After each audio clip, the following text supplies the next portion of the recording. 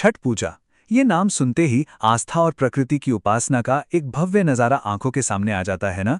पर क्या इस जाने पहचाने त्योहार के पीछे एक ऐसी कहानी छिपी हो सकती है जो हमें सीधे बुद्ध के समय में ले जाती है?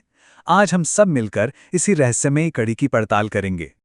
तो सवाल एकदम सीधा है। आखिर छठ पूजा की वो कौन सी छिपी हुई बौद्ध जड़ें हैं जिनके बारे में ज्यादा बात नहीं होती?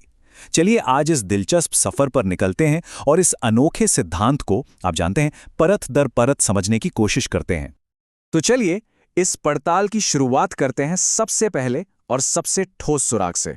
और वो सुराग है जगह, वो जगह जहां ये सब शुरू हुआ। देखिए, छठ पूजा की जड़ें जुड़ी हैं बिहार की धरती से, खासकर मगध और वैशाली जैसे इलाकों से। और ये नाम सुनते ही दिमाग में क्या आता है? बिल्कुल, ये तो बुद्ध की कर्मभूमि थी। और दिलचस्प बात यह है कि इसी जमीन पर बुद्ध के आने से बहुत पहले से ही सूर्य और प्रकृति की पूजा की एक गहरी परंपरा मौजूद थी। मतलब इस कहानी के लिए एक तरह से स्टेज पहले से ही सेट था। तो जगह की बात तो हो गई, अब आते हैं पहले बड़े सुराग पर। और ये सुराग कहीं और नहीं बल्कि इस त्योहार के नाम में ही छिपा हुआ है। इस सिद्धांत के केंद्र में एक बहुत ही मार्मिक घटना है। होता यह है कि लुम्बिनी में गौतम बुद्ध का जन्म होता है और इसके ठीक 6 दिन बाद उनकी मां महामाया देवी का देहांत हो जाता है। और यहीं से ये थ्योरी शुरू होती है। कहा जाता है कि मगध के लोगों ने उसी छठे दिन को एक मां के त्याग और मातृत्व के सम्मान में एक पवित्र दिन के तौर पर मनाना शुरू किया था। और यहीं पर पहला बड़ा कनेक्शन सामने आता है, छठ। इस शब्द का मतलब क्या है? सीधा सा मतलब है छठा। तो इस सिद्धांत के अनुसार ये नाम सीधे सीधे बुद्ध की मां के गुजर जाने के छठे दिन की याद दिलाता है। एक ऐसा दिन जो उनके बलिदान, उनकी करुणा और उनके मातृत्व को समर्पित है। ठीक है, तो नाम वाली कड़ी तो जुड़ गई। अब बात करते हैं इस त्योहार के सबसे खास रिचुअल्स की। सवाल यह है कि क्या उनमें भी हमें कोई बौद्ध कनेक्शन मिलता है? चलिए पता लगाते हैं। छठ में एक बहुत ही अनोखी बात है। डूबते और उगते दोनों ही सूर्यों की पूजा होती है। और इस थियरी के हिसाब से इसका एक बहुत गहरा सिंबॉलिक मतलब है।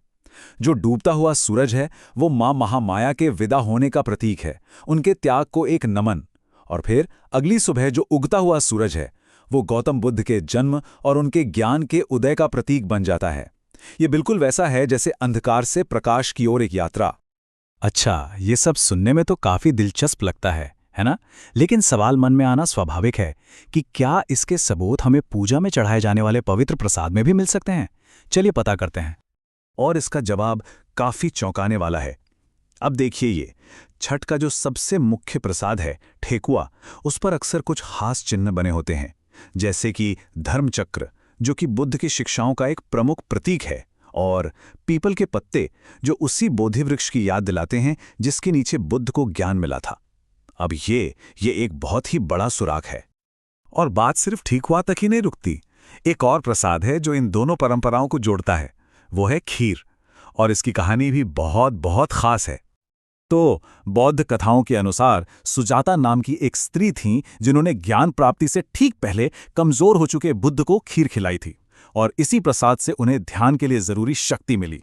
इसलिए बौद्ध परंपरा में खीर करुणा और पोषण का प्रतीक बन गई। अब जरा छठ के बारे में सोचिए। खरना के दिन जो खास खीर बनती है वो भी तो मातृत्व और आध्यात्मिक पोषण का ही प्रतीक है। ये कनेक्शन काफी मजबूत लगता है। तो अब तक हमने नाम, रिचुअल्स और प्रसाद की बात की। चलिए अब थोड़ा पीछे हटकर बड़े परिदृश्य को देखते हैं कि कैसे इस क्षेत्र में सदियों से सूर्य पूजा और बौद्ध दर्शन एक साथ मौजूद रहे हैं। और इसका एक ठोस ऐतिहासिक प्रमाण हमें बोधगया में मिलता है। सोचिए, ये वही जगह है जहां बुद्ध को ज्ञान प्राप्त हुआ था। लेकिन कमाल की बात यह है कि यहीं पर सूर्यदेव की प्राचीन पत्थर की मूर्तियां भी मिलती हैं।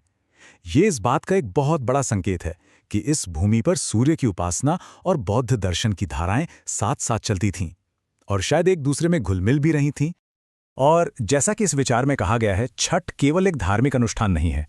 ये प्रकृति, सूर्य, जल, वायु और मातृत्व के प्रति आभार है।